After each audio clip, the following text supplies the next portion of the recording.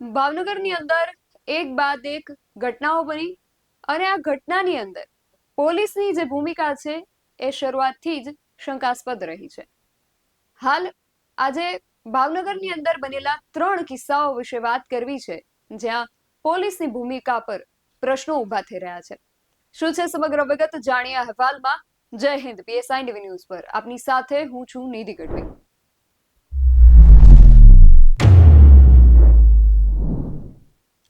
પોલીસની કામગીરી જે છે ગુજરાતની અંદર ઘણી બધી ઘટનાઓમાં શંકાસ્પદ રહેતી હોય છે અને આજે વાત કરવી છે ભાવનગર પોલીસની અને ભાવનગરની જ 3 ઘટનાઓની. ભાવનગરની અંદર 3 એવી ઘટનાઓ બની છે જેની અંદર પોલીસની જે ભૂમિકા છે એ શંકાસ્પદ રહી છે અને એની ઉપર અનેક પ્રશ્નો ઊભા થઈ રહ્યા છે. સૌથી પહેલા તો ભાવનગરના બગદાણાનો જે બહુ ચર્ચિત કેસ જે છે એના વિશે જ વાત કરવી છે. ભાવનગર પોલીસની જે કથળથી છબી છે એના વિશે વાત કરવી છે. નવનીત કેસમાં પીઆઈ ડાંગર, ડીવાયએસપી રીમા ઝાલા શંકાના ઘેરામાં. મોટા ખૂંટવાડાના મારામારી પ્રકરણમાં 4 પોલીસકર્મી સામે ગુનો. પીએસઆઈ બીકે ગોસ્વામીના ટોર્ચરથી હેડ કોન્સ્ટેબલના આપઘાતનો આક્ષેપ. આ જે 3 મુદ્દાઓ છે એના વિશે આજે વાત કરવી છે. એમાં સૌથી પહેલા આપણે પોલીસ જવાનનો જે આપઘાત કેસ છે તેના વિશે વાત કરવી છે.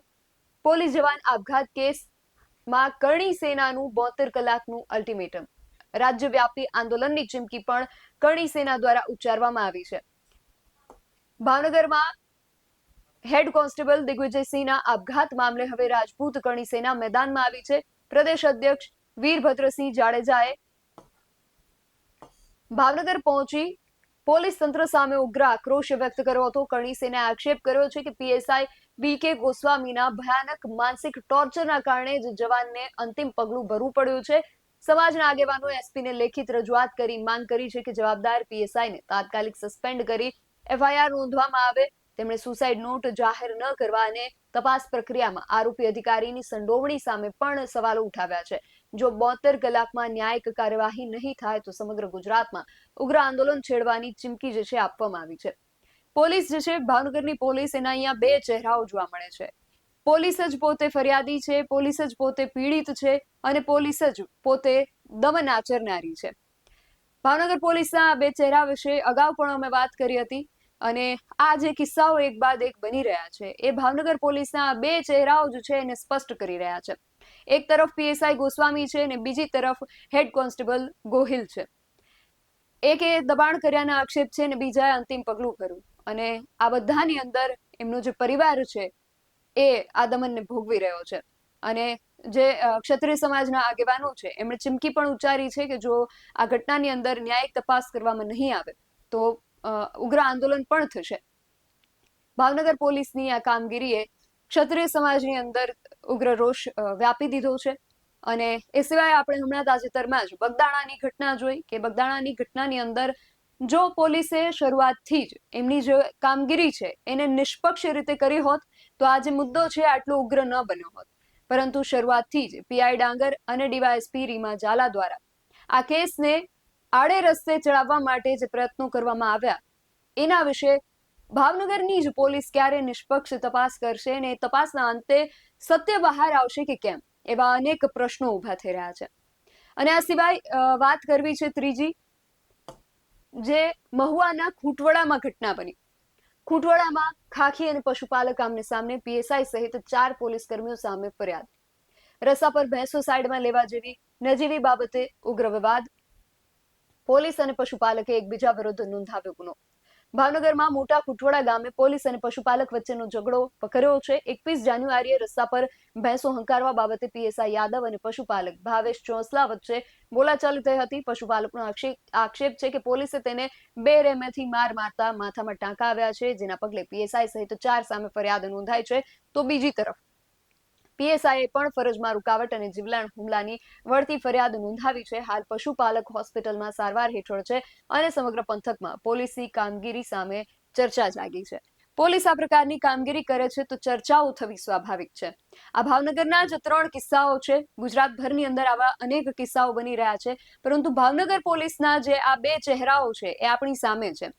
એકમાં આપણે જોયું કે ભાવનગર જે પોલીસ છે એ પોતે જ ફરિયાદી છે અને પોલીસ જ પોતે દમનકારી છે. અહીંયા સામસામા આક્ષેપો થયા છે. પશુપાલક યુવકનું કહેવું છે કે પોલીસે અમને ઉશ્કેરીને અમને મારવાની શરૂઆત કરી છે, જ્યારે પોલીસનું કહેવું છે કે અમે હુમલો સ્વ બચાવમાં કર્યો હતો. પ્રથમ હુમલાનો પ્રયાસ પશુપાલક યુવક દ્વારા કરવામાં આવ્યો. પરંતુ સ્વ બચાવની અંદર પોલીસે આજે વિડીયો સામે આવ્યો હતો કે પોલીસ જે રીતે પશુપાલક યુવકને મારી રહી છે.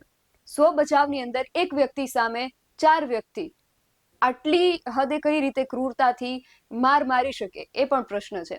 એ જે પશુપાલક યુવક છે એમને માથાના ભાગે ગંભીર ઈજાઓ થઈ છે અને ટાંકા લેવા પડ્યા છે.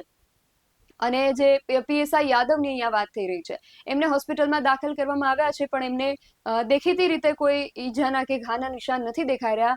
સંભવતઃ એમને કદાચ કોઈ મૂઢમાર લાગ્યો હોઈ શકે છે, પરંતુ દેખીતી રીતે એમને કોઈ પણ પ્રકારની ઈજાઓ જે છે એ દેખાઈ નથી રહી.